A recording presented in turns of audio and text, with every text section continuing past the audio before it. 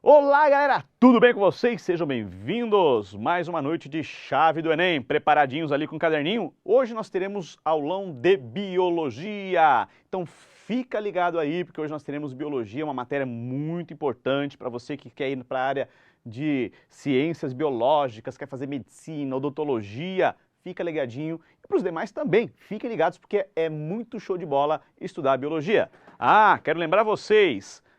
Entra lá no nosso Instagram, @chavedoenem. Eu quero ver as fotos de vocês, eu quero fazer o sorteio de prêmios, então eu estou esperando a participação de vocês para a gente começar a sortear alguns prêmios, beleza? Então, sem mais demora, partiu biologia?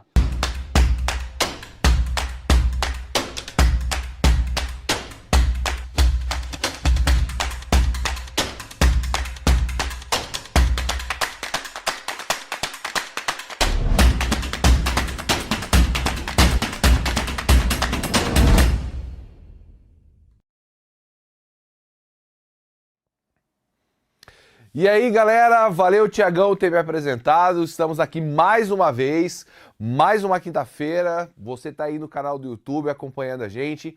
Manda aí os seus comentários, manda aí algumas perguntas. Vamos interagir aqui o tempo todo para a gente poder estar trabalhando aqui. Bom, hoje então a gente está com biologia, não é ciência da natureza, exclusivamente biologia. Pensa só que moral que é essa que o Thiago me deu. O Beni também está aqui acompanhando com seus 32 computadores e seu fone gigantesco ali, acompanhando tudo ali na parte de tecnologia ali, né? Então nós já temos aqui o slide e sabe o que a gente vai fazer diferente? Como é um aulão, em vez de nós ficarmos somente distribuindo aqui vários conteúdos, nós resolvemos hoje então fazer um tema. Então vamos falar sobre genética. É o terceiro tema, terceiro ou quarto tema que mais cai no Enem. Não, é o quarto tema que mais cai no Enem. Então, ele é um tema que ele apareceu um pouquinho mais esse ano.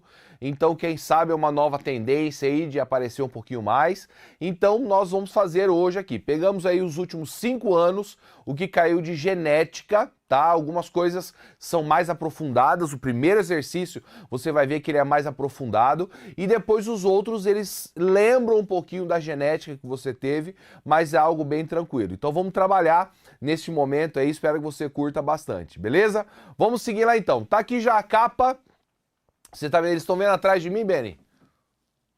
Não estão? Agora estão. Isso. Perfeito. Então agora eles estão vendo aqui. Então vamos seguir. Vamos pro primeiro exercício, né, Beni?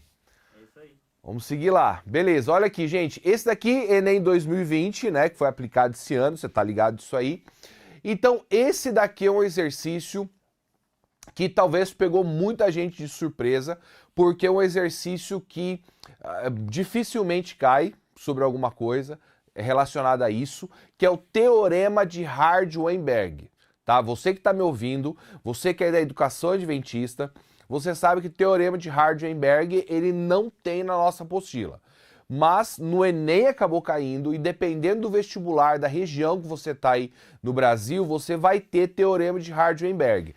Então o que você vai fazer? Você vai pegar, chegar até o seu professor e falar: professor, é o seguinte, ó, me dá uma ajudinha no Teorema de Hardy-Weinberg aqui, porque é uma coisa que o professor Júnior falou lá no Chave do Enem e vai cair talvez o vestibular que eu esteja prestando aqui, tá bom? Então, provavelmente o seu professor, ele acrescentou isso lá no início do ano, quando ele falou sobre genética. Então, tá aqui um exercício que caiu esse ano. Bom, o que a gente tem aqui? Olha só o que tá dizendo ali.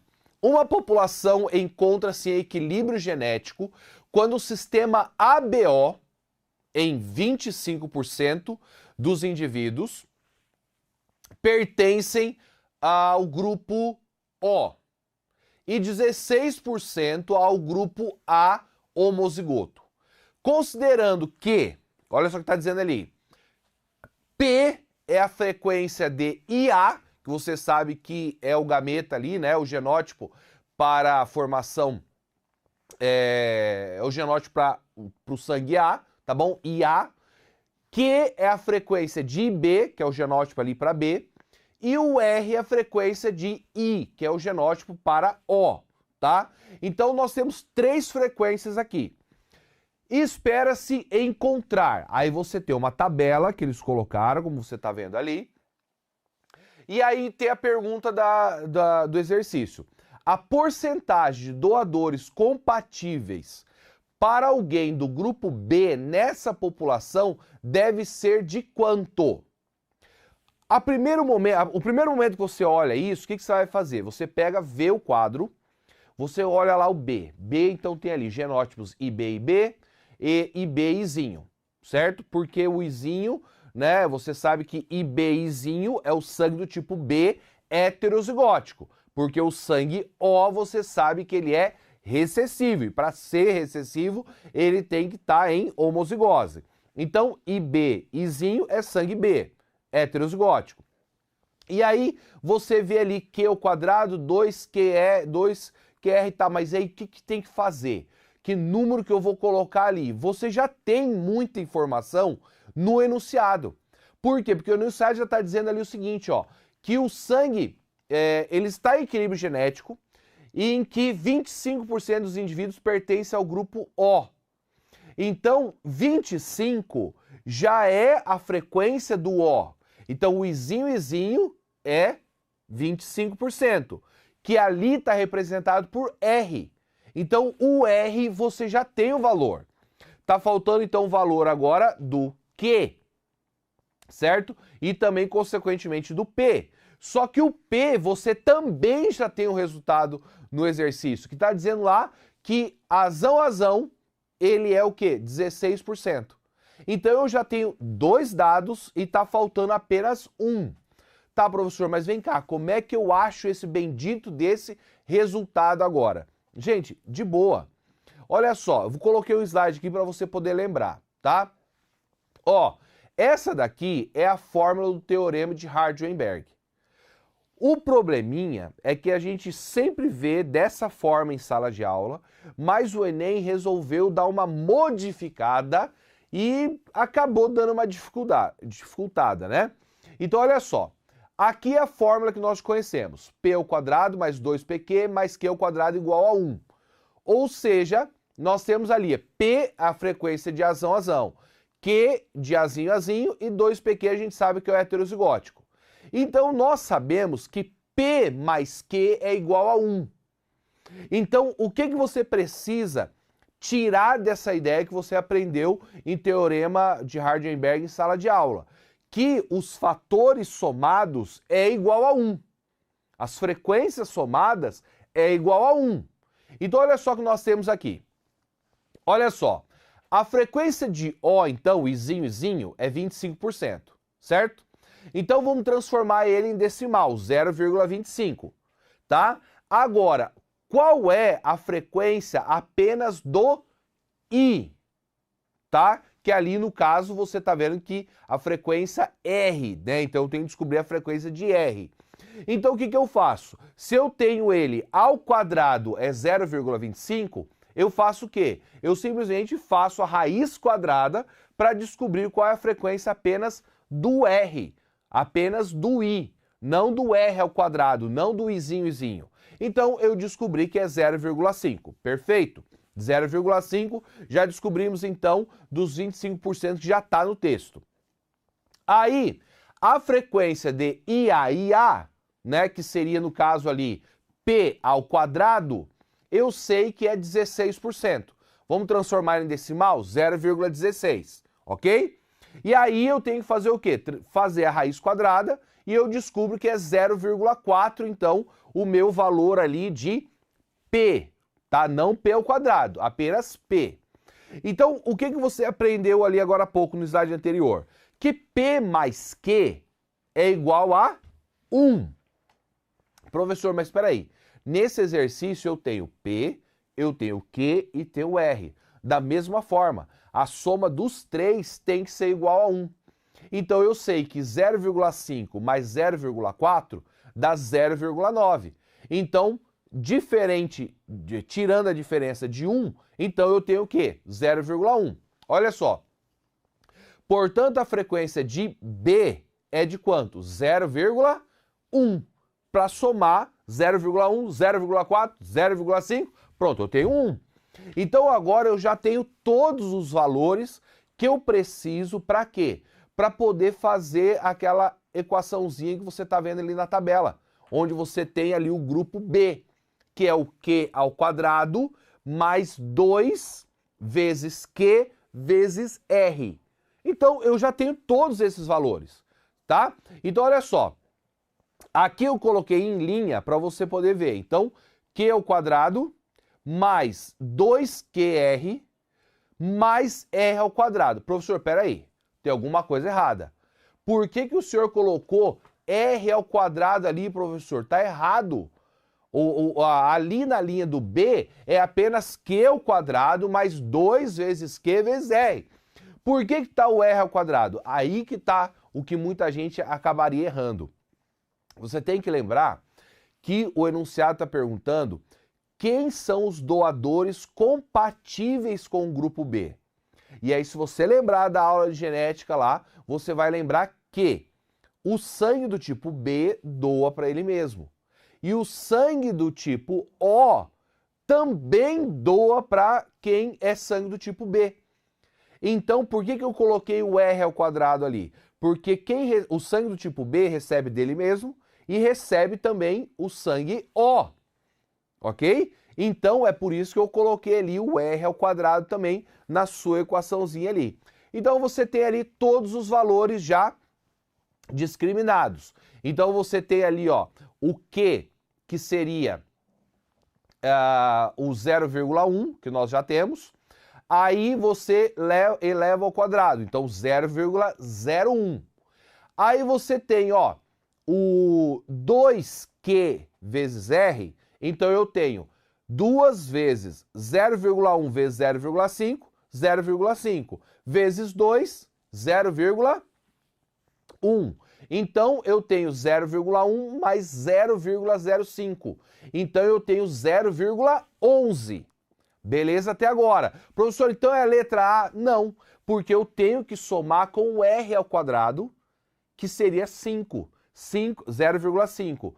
Ao quadrado, 0,25. Então, 0,25 mais o 0,11, eu tenho, então, 0,36. Se eu multiplicar por 100, eu tenho, então, 36%. Ufa, esse exercício, professor, é muito grande, muito demorado, realmente é mais demorado, mas você percebe que você tem todas as informações do texto. E aí, o que você tem que lembrar? Que a soma dessas frequências, ela tem que ser igual a 1. Então, quando nós sabemos disso, e você que está anotando aí agora, essa soma, ela tem que dar 1. Então, você descobriu ali 0,25, que está no enunciado, né? Aí você fez o quê? Transformou, como eu quero saber então, isso é ao quadrado, eu quero saber quanto que é apenas a frequência de o genótipo I, não I ao quadrado, não Izinho, Izinho. Então você teve que fazer raiz quadrada para isso, deu 0,5. Aí você tem 16% de A, então eu tenho A, ou seja, IA, ou seja, nesse exemplo aqui, eu tenho Q ao quadrado, que é 16%. Então eu transformo ele em decimal, tiro a raiz quadrada, eu tenho 0,4. Então quando eu tinha ali 0,5, 0,4, vou até voltar aqui, ó, tá vendo? Eu tenho 0,5 mais 0,4, tirando de 1, eu tenho então 0,1, o valor do Q. Então, com isso, eu consigo já tirar todas as informações, pega ali no papel rapidinho, faz o cálculo e manda ver. Não tem segredo, ok? Vamos partir para o segundo exercício? Agora vai ficar mais tranquilo, tá? Esse é o mais pesadão, por isso que eu deixei no início aqui, tá bom? Então, se já tá com gás, vamos seguir aí embora. Vamos lá, ó. Olha o número 2. Pesquisadores dos Estados Unidos desenvolveram uma nova técnica que utiliza raios de luz infravermelho, invisíveis a olho nu, para destruir tumores. Isso é do Instituto Americano do Câncer. Esse artigo, por sinal, ele saiu na revista Nature, né, que é a maior revista científica de publicação de saúde. Então, está falando sobre isso aqui. Primeiramente, o paciente recebe uma injeção com versões modificadas de anticorpos. Então, o anticorpo, você sabe que é uma proteína que vai se ligar ao antígeno, tá bom? Que tem a capacidade de grudar, tá ali grudar entre aspas, apenas nas células cancerosas. Só que eles sozinhos não fazem nada contra o tumor. Entretanto, esses anticorpos estão ligados a uma molécula denominada IR700, que é uma molécula que consegue fixar a luz infravermelha, tá? Que funciona como uma microbomba que irá destruir o câncer. Em seguida, o paciente recebe raios infravermelhos. Esses raios penetram no corpo e chegam até a IR700, que é ativada e libera uma substância que ataca a célula cancerosa. Então, olha só. Nós temos aqui, então, dois eventos acontecendo juntos para poder diminuir as células do câncer. Então, nós temos uma fotodinâmica, certo? E uma imunoterapia. As duas coisas, sim. Fotodinâmica, você tem a luz chegando ali, fixada ali pelo IR700, e você tem também imunoterapia. Por quê? O anticorpo, você sabe que ele faz parte do sistema imune, sistema de defesa. Então nós temos esses dois eventos acontecendo. Então você, visualizando isso no texto, você vê ali, ó, com base nas etapas de desenvolvimento, o nome apropriado para a técnica descrita seria o quê? Olha só a primeira, radioterapia. Será que seria isso? A gente está falando de ondas de raio-x, por exemplo? Será que foi isso que a gente falou? Não. Cromoterapia. Essa cromoterapia, ela é uma ideia assim, de uma pessoa tá com algum problema, ela vai num lugar e esse lugar tem várias luzes coloridas, todas as cores possíveis. E cada onda luminosa, ela ativa um determinado sentido da pessoa para ela talvez se tranquilizar, se relaxar, diminuir a ansiedade e tal. Então, não é isso que a gente falou também. Quimioterapia, a gente falou de algum medicamento que foi colocado na veia ali com várias substâncias que vão destruir tumor, né? Também não falamos disso aí. Fotoimunoterapia. Opa, parece que a gente falou alguma coisa. Foto é luz. E também falamos de imunoterapia. Beleza? E por último aqui, letra E, terapia magnética. Que é aquela história de você pegar uma cadeira e botar um imã, colchão com imã, não sei o que, com imã. É tipo a história do limão. O povo acha que o imã vai resolver todos os problemas. Já ouviu falar disso aí também? Não é isso que a gente falou também. Então a gente falou apenas do quê? De fotoimunoterapia. Tá? Claro que isso é uma técnica nova. A ideia é que a fotoimunoterapia ela não acarrete condições adversas, né? Porque, por exemplo, a radioterapia, além dela dar uma queimadura de primeiro grau ali na pele, pode dar alguma irritação, uma fadiga, cansaço. A quimioterapia, ela destrói o organismo da pessoa de uma forma muito grande, então tem assim uma condição adversa muito grande. Então a promessa desse artigo, isso são estudos ainda feitos em animais, que teriam essa não condição adversa, tá bom? Então, fotoimunoterapia tá aí, um termo novo que você acabou aprendendo aqui. Professor, mas vem cá, em que momento da minha vida talvez eu estudei fotoimunoterapia? Talvez em momento nenhum do ensino médio, tá? Mas o que acontece? Quando você vê a fotodinâmica, é algo que você já estudou. E a imunoterapia, ou seja, você utilizar o sistema imune do corpo para ele ser ativado e aí sim te defender.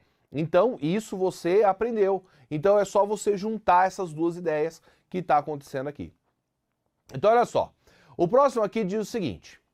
Com base nos experimentos de plantas de Mendel, lá nos anos 1800, foram estabelecidos 3 princípios básicos, que são conhecidos como leis da uniformidade, segregação e distribuição independente. A lei da distribuição independente refere-se ao fato de que os membros de pares diferentes de genes segregam-se independentemente um dos outros para a prole. Então, aí diz assim, ó, hoje sabe-se que isso nem sempre é verdade. Por quê? Então, essa distribuição independente também seria a segregação independente, ou seja, nem sempre uma pessoa que recebe um determinado gene, ela vai vir acompanhada de outro. Por exemplo, não, todo mundo que é de olho azul é loiro. Não, vai vir um gene, pode vir para loiro e o olho castanho, pode vir de olho azul e cabelo castanho, ao contrário, né?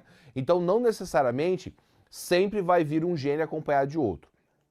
Então a gente sabe que isso é o que normalmente acontece, mas há exceções. Qual exceção pode acontecer? Quando alguns genes eles estão muito próximos um do outro, lá no cromossomo, fica mais difícil eles serem separados. Então, se eles estão muito pertinhos ali um do outro, ali aquela permuta, aquela recombinação se torna mais difícil de serem separados, tá bom? Então lembra um pouquinho também de genes ligados, linkagem, muito pertinho, mais difícil o índice ali de recombinação, tá bom? Então olha só, qual seria então a correta? A distribuição depende do caráter de dominância ou recessividade do gene? Não tem nada a ver isso aqui. Os organismos nem sempre herdam cada um dos genes de cada um dos genitores. Também, isso foi falado no texto? Não tem nada a ver com o texto. Olha só a letra C. As alterações cromossômicas podem levar a falhas na segregação durante a meiose. Então quer dizer que houve falha e essas falhas na meiose levou uma pessoa a ainda ter características? Será que essas falhas não geram um probleminha, não? Um pouco estranho, né? Letra D, ó. Os genes localizados fisicamente próximos no mesmo cromossomo tendem a ser herdados juntos. Tá aí a resposta correta. Então, isso acontece quando? Quando os genes estão muito próximos. Então, é mais difícil, na hora da meiose, ali do crossing over, eles acabarem sendo separados independentemente. Pode acontecer? Pode, mas tem uma dificuldade maior porque eles estão muito próximos. Tá bom? Vamos para o quarto exercício? Diz ali, ó. Um estudante relatou que o mapeamento do DNA da cevada foi quase todo concluído e seu código genético desvendado. Olha só. Chamou atenção para o número de genes que compõem o código genético. Olha a definição dele. E que a semente da cevada, apesar de pequena, possui um genoma mais complexo que o humano, sendo boa parte desse código genético constituído de sequências repetidas. Diz ali, ó, nesse contexto, o conceito de código genético está abordado de forma equivocada. Cientificamente, esse conceito, ou seja, o conceito de código genético, é definido como o quê? O que vem a ser, então, o código genético? Ali está dizendo o seguinte, letra A, trinca de nucleotídeos que codificam os aminoácidos. Então você sabe que ali no DNA nós temos a cada 3 bases, lembra a base A com T, C com G, aquela ligação? Então a cada 3 bases nós temos o quê? Você vai falar em casa para eu poder ouvir aqui agora. Um aminoácido. E a união dos aminoácidos vão formar a proteína. Então, aqui você tem trincas de nucleotídeos que codificam o aminoácido. Esses aminoácidos, a união deles, na hora que tiver ali a tradução, teve a transcrição, teve a tradução, vai produzir a proteína, ele vai dar ali a característica, certo? Então, aqui a gente já sabe que é a letra A correta. Professor, peraí, mas e a B? Por que não pode ser a B? Localização de todos os genes encontrados em um genoma. Então, o código genético é a localização de tudo. Isso é definição para código genético? Não. Poderia talvez ser para cariótipo, mas não para código genético. Letra C. Codificação de sequências repetidas presentes em um genoma. Então, o ato de eu identificar onde estão repetidos, que seria aquele código genético degenerado, né? Então, você tem vários aminoácidos sendo repetidos no material genético, isso então é código genético? Não. Letra D. Conjunto de todos os RNAs mensageiros transcritos em um organismo. Gente, é claro que não, isso não é o código genético. O código genético está prescrito ali pelas trincas de nucleotídeos. Então, essa sequência de aminoácidos, você vai ter ali uma porção de várias trincas, né? Onde vai ser o código genético, onde você tem ali um gene específico, tá? E ali, ó, todas as sequências de pares de bases presentes no organismo. Não, simplesmente essa sequência de bases não vai, você identificando elas, isso não vai te dizer muita coisa. E o código genético, sim, ele vai dizer ali o que está sendo produzido, qual a característica que está vindo, tá bom? Vamos para a quinta. Essa questão, ela caiu em 2017. Professor, mas peraí, já faz uns 4 anos, né? Mas ela é muito boa porque ela é uma pegadinha tremenda, assim. Olha só, a terapia celular tem sido amplamente divulgada como revolucionária por permitir a regeneração de tecidos a partir de células novas. Então aqui está dando a definição do quê? De terapia celular. Então você regenera um tecido através de novas células que você acaba recebendo. Ok. Entretanto, a técnica de se introduzirem novas células em um tecido para o tratamento de enfermidades em indivíduos já era aplicada rotineiramente em hospitais. Ou seja, está falando aqui que a terapia celular é você receber o quê? Novas células, ok? Novas células. Então, olha só, a técnica que se refere ao texto, que já era utilizado durante muito tempo, só que agora tem um nome bem bonito, e agora outras funções também, é o quê? Vacina. Vacina, eu estou recebendo novas células? E aí? Será que é isso? Eu estou tratando o tecido com essas novas células? Não, não é. A vacina, você tem ali o antígeno, certo? Então, a gente descarta isso aí. Biópsia. Será que é isso? Eu vou lá, retiro uma parte de um tecido vivo para análise. Isso eu estou fazendo uma terapia celular? Também não. Hemodiálise. Está saindo o sangue do meu corpo, passando por uma máquina. Essa máquina está funcionando como se fosse um rim, fazendo todo o seu processo renal. Então, isso é introdução de células? Obviamente não. Quimioterapia? Claro que não. Quimioterapia, você tem um medicamento circulando pelo teu corpo e impedindo com que células tumorais progridam, né? Aumente o tamanho, a quantidade, né? Então, obviamente, transfusão de sangue. Mas peraí, transfusão de sangue? Peraí, tá entrando aqui sangue. Gente, vamos lembrar. O sangue, ele é um tecido sanguíneo, tecido conjuntivo. Então, ele tem células, óbvio. As hemácias, os glóbulos brancos, e isso está sendo recebido. Então, você está tendo o recebimento de células. Não é isso que está dizendo no enunciado? Terapia celular por permitir a regeneração de tecidos a partir de novas células. Então, se você tem um sangue, por exemplo, altamente anêmico e você tem a necessidade de novas células para diminuir esse grau altíssimo de anemia, então você tem uma transfusão de sangue, você tem a entrada de novas células e você tem a regeneração desse tecido. Então, obviamente, letra E a correta. A próxima aqui, então, é sobre distrofia muscular. Olha só o que está dizendo. Isso daqui é uma parte que você tem no livro de vocês, que fala ali sobre determinação cromossômica, né, anomalias ligadas aos cromossomos sexuais. E a distrofia muscular é um exemplo disso. Então, a distrofia muscular é uma característica recessiva, tá? Recessiva, e que ela acomete pessoas, então, em homozigose perfeitamente, né? Então, ela vai ter ali a homozigose de um determinado gene e vai acabar acarretando, então, a distrofia muscular. Ela está ligada a um cromossomo X. Então, isso pode acontecer tanto em homem quanto em mulher. Porque mulher tem XX, homem tem XY.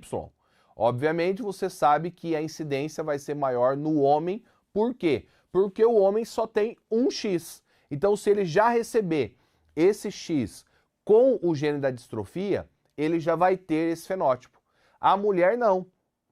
A mulher ela recebe um X da mãe, um X do pai. Então se ela vier com um gene distrofia muscular, o gene dominante, né, acaba exercendo o efeito ali, então você tem uma heterozigose, mas não tem o fenótipo de distrofia muscular.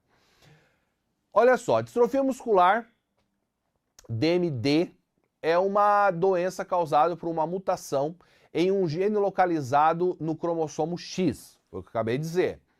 Pesquisadores estudaram uma família na qual gêmeas monozigóticas, gêmeas com o mesmo DNA, eram portadoras de um alelo mutante recessivo para esse gene, né? Heterozigóticas, né? O interessante é que uma das gêmeas apresentava o fenótipo relacionado ao alelo mutante, que era distrofia, isto é, DMD, enquanto a sua irmã apresentava fenótipo normal. Mas como é que é isso aí? Então quer dizer que as duas são monozigóticas. Elas têm o mesmo material genético. Elas receberam o gene recessivo. Só que uma delas tem o fenótipo, então tem a atrofia muscular, e a outra não. Como pode acontecer uma coisa como essa? Olha só o que está dizendo ali, ó. Primeiro, na letra A. A diferença na determinação de DMD entre as gêmeas pode ser explicada pela... Então tá ali letra A, ó. Dominância incompleta do alelo mutante em relação ao alelo normal. Gente, uma dominância incompleta é quando você tem uma heterozigose de uma característica intermediária, tá bom? Isso acontece, por exemplo, muito em flores, onde você tem a característica dominante vermelha, a característica recessiva de flor branca, e aí você tem um heterozigoto rosa. Então, isso não é o que está acontecendo aqui. O enunciado está dizendo que elas ambas têm isso recessivo. A letra B, ó. Falha na separação dos cromossomos X no momento da separação de dois embriões. Então, acontece por um acaso, na hora que está separando dois embriões, a separação de cromossomos sexuais? Não. A separação de cromossomos sexuais, gente, tem lá 2x e vai x para cá, ou XY, Y para cá, X para cá. Isso acontece na meiose. Lembra, a meiose, no caso dos seres humanos, é para a formação de gametas, espermatozoide e óvulo. Assim que há fecundação, espermatozoide e óvulo, sucessivamente vai acontecer o quê? A segmentação, ou seja, processos de mitose. Inclusive, na hora que divide dois embriões, ali por volta da mórula, você continua tendo mitoses sucessivas. Então, obviamente, isso não está acontecendo aqui. Letra C. Recombinação cromossômica em uma divisão celular embrionária anterior à separação dos dois embriões. Recombinação cromossômica, gente, acontece no processo de meiose. Então, quando acontece a união, a fecundação, em seguida é só mitose que está acontecendo. Tá? Então também a gente descarta essa. Olha só a letra D. Inativação aleatória de um dos cromossomos X em fase posterior à divisão que resulta nos dois embriões. Então olha só, eu tenho a inativação aleatória, sorte ou azar, desse gene no cromossomo X. E isso aconteceu somente depois que formou os dois embriões. Então, será que isso explica? Porque eu tenho a inativação de um gene no cromossomo X depois que formou os dois embriões. Se tivesse sido antes, os dois estariam iguais na mesma ideia aqui, na mesma característica. Mas aqui está dizendo o quê? Que um tem a característica e o outro não. Perdão, ambos têm o genótipo, mas não têm o fenótipo, certo? Então, eu acho que isso daqui está explicando, hein? Olha a letra E. Origem paterna do cromossomo portador, do alelo mutante em uma das gêmeas e origem materna da outra. Então, recebeu do pai uma característica, da mãe não. Será que isso faria com que uma das gêmeas tivesse a característica ou não? Não, claro que não. Então, obviamente, é inativação aleatória, tá? Então, esse exercício, ele é um exercício...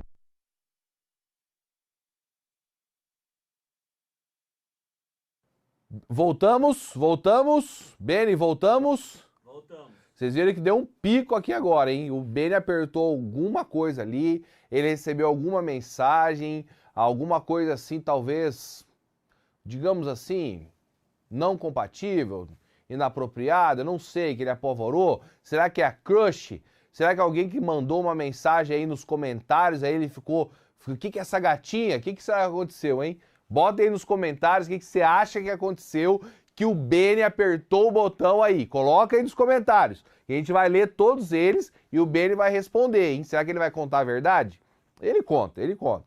Vamos seguir então, gente. Rapidinho, voltamos, deu tudo certo. Vamos aqui para o 7º exercício, Enem 2017. Esse exercício aqui, eu adoro ele. Todas as aulas eu relembro isso aqui com os alunos porque é um exercício muito simples, é um exercício muito fácil. Mas quando caiu em 2017, os alunos ficaram apavorados, porque é uma informação que a gente dá em sala de aula muito rapidamente. E aí os alunos às vezes passam batidão. Quando você aprende lá as bases nitrogenadas, você está aprendendo os ácidos nucleicos, os nucleotídeos, né?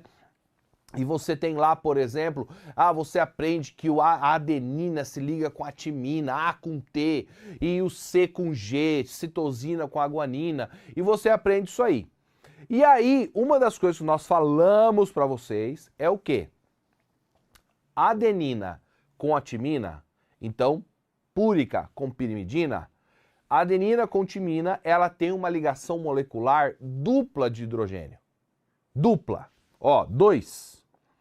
E a citosina com a guanina, devido à sua forma molecular, tem uma ligação tripla de hidrogênio.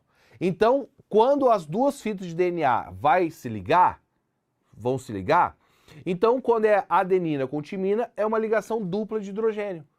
Quando vem os nucleotídeos ali se ligando, formando o DNA ou RNA para a síntese de proteína, é uma ligação tripla de hidrogênio. Então, vamos entender aqui comigo. Eu tenho, então, dupla, eu tenho tripla.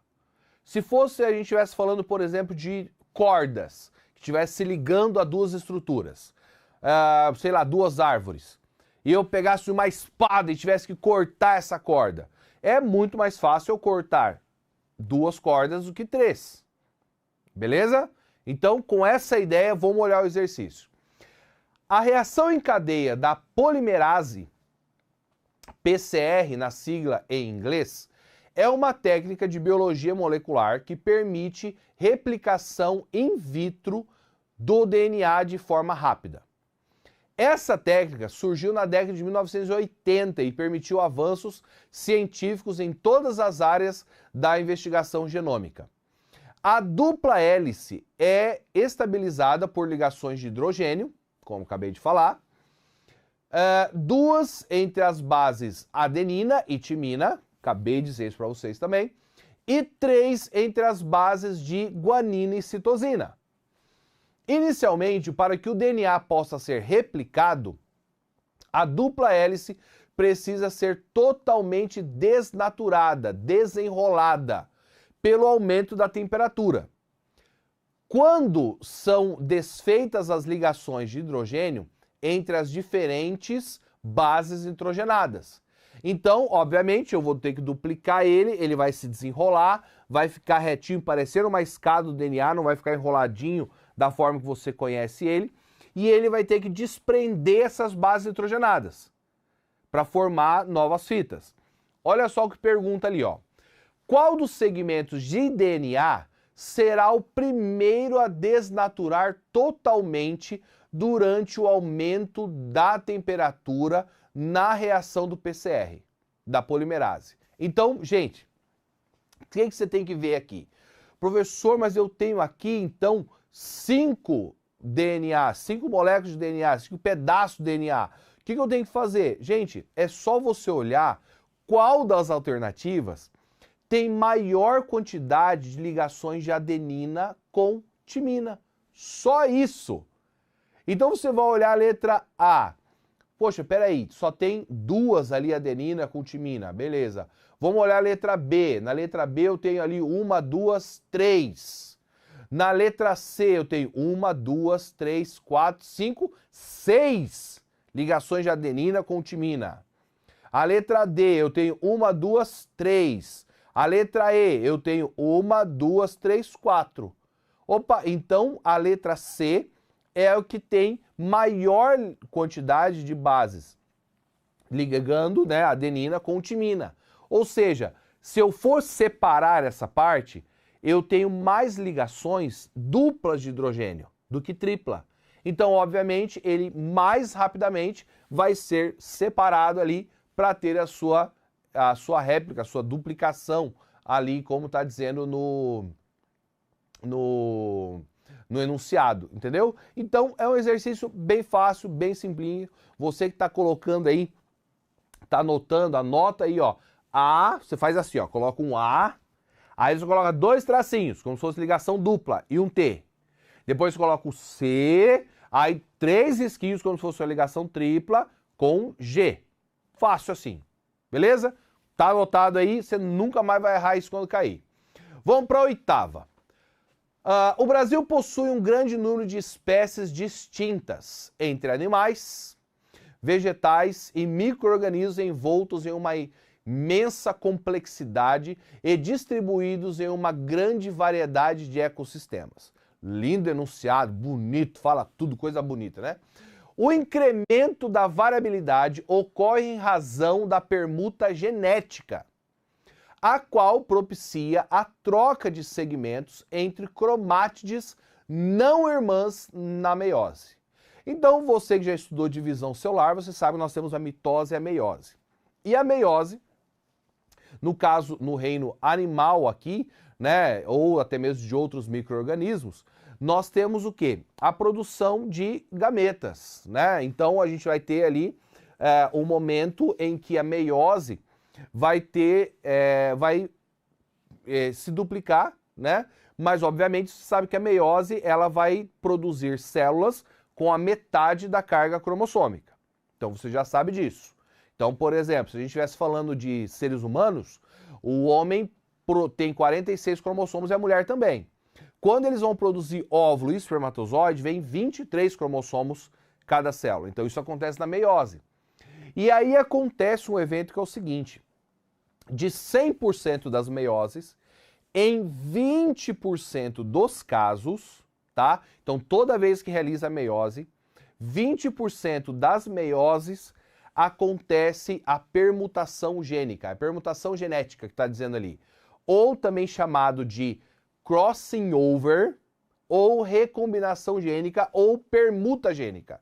Tudo isso se refere à troca de partes do material genético com cromátides não irmãs. Ou seja, ela estava aqui, se duplicou e essas são irmãs, essas não. Então elas acabam trocando parte em 20% das meioses, tá?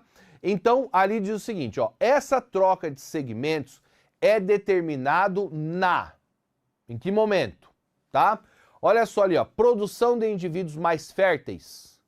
Será que isso vai acontecer? Então, acontece para a produção disso. Ok. Letra B. Transmissão de novas características adquiridas. Então, a pessoa adquiriu uma característica, essa característica vai para o meu DNA e aí essa característica vai ser transmitida a partir dessa permuta? Será que é isso que a gente está falando aqui? Acho que está um pouquinho mais parecido com mutação, talvez, aqui, né? Letra C, recombinação genética na formação dos gametas. Opa, parece que alguém falou alguma coisa relacionada a isso. Letra D, ocorrência de mutações somáticas nos descendentes. Caraca, então tá falando aqui o quê? Tá falando da mutação somática, não se refere ao cromossomo sexual, e essa mutação fez com que aumentasse a variabilidade. Será que é isso? Letra E, variação no número de cromossomos característicos da espécie. Então a permuta gênica vai aumentar o número de cromossomos ou diminuir? Você sabe que se aumentar ou diminuir, eu acho que a gente tem alguns probleminhas ali, como algumas síndromes, por exemplo. Então a gente descarta.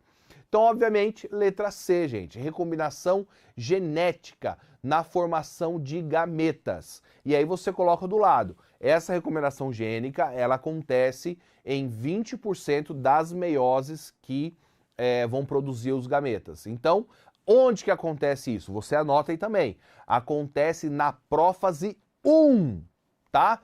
Que é ali da meiose, especificamente no paquíteno. Então, na prófase 1, ela, quando vai acontecer a meiose, a recombinação gênica, ela tem 5 processos ali na prófase 1. E um deles acontece no paquíteno, na prófase 1, ok? Então, beleza, você já anotou aí. Vamos lá para a número 9. A número 9 é uma questão que caiu no Enem digital, que a gente teve de novidade esse ano, foi a aplicação digital. Professor, mas vem cá, eu estou olhando aqui e tá uma sequência. Será que é semelhante àquele outro exercício? Não. Esse exercício é muito mais tranquilo. É um exercício apenas de uma boa observação. Apenas isso. Olha só o que está dizendo ali, ó. Considere um banco de dados. Quadro 1. Que apresenta sequências hipotéticas de DNA de 2 áreas de extrativismo permitido. Ou seja, que você pode retirar a madeira dali. Ok? Então, ele é um DNA de madeiras que podem ser retiradas ali. Opa, caiu um negócio aqui, Ben. Ah, não. Foi. Tá funcionando, tá funcionando. Aí, olha só, continuando. E 2, que é a 1 e a 2, então a área permitida. Aí diz ali o seguinte, e 2 áreas de conservação, B1 e B2, ou seja, a área de conservação, você não pode tirar madeira dali, ok? Então vamos lá. Um órgão de fiscalização ambiental recebeu uma denúncia anônima de que 5 lojas moveleiras, 1, 2, 3, 4 e 5, estariam comercializando produtos fabricados com madeira oriunda de áreas onde a extração é proibida. As sequências de DNA das amostras dos lotes apreendidos nas lojas moveleiras foram determinadas no quadro 2. Então, ali pergunta, qual loja moveleira comercializa madeira exclusivamente de forma ilegal? Gente, quando você olhar no quadro 1, você vai ter uma sequência de letras ali.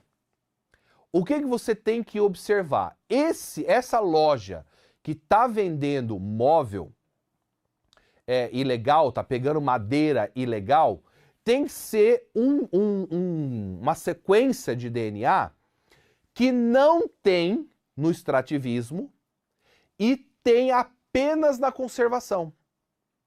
Entenderam isso? Então, ela tem que estar somente... Porque você vai ver aqui que tem sequência de DNA que está no extrativismo e está na conservação. Então, se o cara ele tirou da conservação, mas é o mesmo DNA que está no extrativismo, ele vai falar, ó, gente, como vocês vão provar que aonde é que está? Vocês não vão conseguir provar, né? Agora, se ela está exclusivamente na conservação, aí complica. E quem ali desse quadro a gente consegue olhar e ver que a sequência dele está na conservação. E aí? Onde que ele está? é exatamente a loja moveleira de número 5. Então, a sequência ali, ó, 5, timina, citosina, citosina, AAA, TTT, CAC, ela contém apenas o quê? INB1 e INB2, que são de conservação e não tem no extrativismo. Então, obviamente, ele se deu mal, não conseguiu se safar dessa, já era, essa equipe aí. E aqui, a 10ª, vamos para a 10ª. Também do Enem Digital. Fenômeno epigenético levam às modificações do DNA e das histonas, né, que são aquelas proteínas que estão ali junto com o DNA, que influenciam o remodelamento da cromatina e, consequentemente, a disponibilização ou não de genes para transcrição. Esses fenômenos atuam na onde? Então eu tenho aqui fenômenos que estão modificando o DNA e as histonas. Então isso faz com que, se ele não se desenrolar muito bem, o RNA mensageiro não consegue ser codificado ali e ele não consegue passar essa característica, não consegue produzir essa característica. Por quê? Porque o RNA mensageiro ele não vai conseguir ler a parte do DNA que talvez está com uma estrutura não própria para ser lida. Então, naquele momento de transcrição ali, que vem os nucleotídeos de RNA para formar o RNA mensageiro, então ela tem que estar no momento certinho para isso. Então, olha só, regulação da expressão gênica, e aí? Alteração nas sequências de bases, correção de mutações em determinados genes, associação dos ribossomos ao RNA mensageiro, alteração na sequência dos aminoácidos das histonas. Essa tá de boa demais. Gente, regulação na expressão gênica. Por quê? Porque se você tem aqui, ela não está, o DNA não está no formato, na estrutura perfeita para ocorrer a transcrição e a formação do RNA mensageiro, você tem uma regulação dessa expressão. Ou seja, essa proteína não vai ser codificada e isso não vai ser expresso. Entendeu? Então, simplesmente já era nessa questão. E aí, deixa eu colocar aqui a última, que o nosso tempinho já deu, e essa também do Enem Digital, que está dizendo aqui, ó, analise o esquema de uma metodologia utilizada na produção de vacinas contra a hepatite B. Nessa vacina, a resposta imune será induzida por quê? Ou seja, o que vai entrar no corpo da pessoa para induzir o nosso corpo a começar a produzir defesa? O que vai entrar no corpo humano nessa vacina? Aí você tem do lado esquerdo superior, você tem ali, ó, DNA, gene codificante para a proteína HB, do vírus da hepatite B. Então, tá ali esse DNA, certo? Aí, ó, eles pegaram o plasmídio, que é um outro DNA da bactéria, retiraram esse plasmídio. E a bactéria continua viva, você sabe que ela tem 2 material genético, né? Então, tem um plasmídio e tem um outro DNA. Eles foram lá, inseriram o gene que produz ali codificante da proteína HB da hepatite. Então eles colocaram no plasmídio. Então formaram um DNA novo agora. O plasmídio está com essa sequência aí do gene codificando a proteína HB. Aí eles pegaram esse plasmídio e colocaram dentro de uma levedura. Tá ali, ó, levedura com vetor de expressão. Essa levedura, que é um fungo, ele foi se multiplicando, perfeito. Depois que ele se multiplicou o suficiente, produziu muita dessa proteína HB, eles pegam, fazem a purificação e só retiram o quê? A proteína. E essa proteína vai para a vacina. Então, gente, é óbvio que a resposta certa é o quê? Está dizendo ali, nessa vacina a resposta imune será induzida por quê? Ou seja, o que vai entrar na vacina, o que vai estar na vacina, o que vai entrar no meu corpo para ativar o meu sistema imune?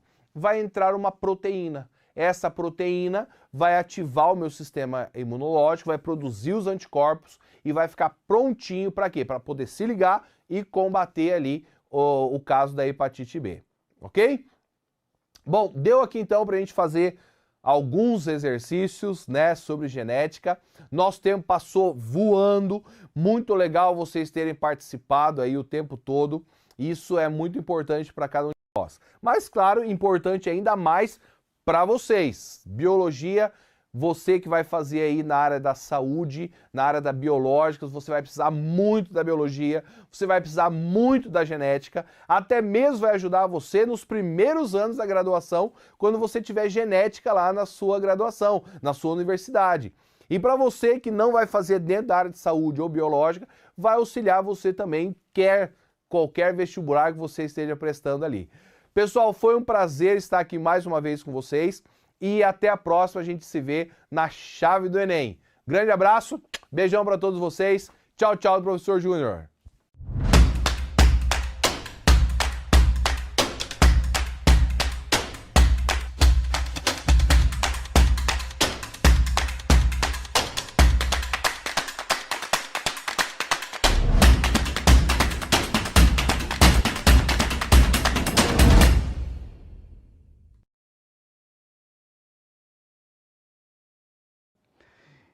E aí, turminha, anotaram tudo? Tudo ali certinho, esquematizado, biologia na cabeça. Estamos encerrando mais uma noite, esperamos vocês na próxima semana, às 19 horas aqui, no mesmo canal. Salva aquele link que você recebe porque ele é permanente, tá bom? Não esqueça de nos seguir ali no @chave do Enem, postar sua foto, marcar a gente, porque eu quero sortear prêmios com vocês, mas eu preciso do movimento de vocês lá. Beleza então? Partiu, até a próxima semana!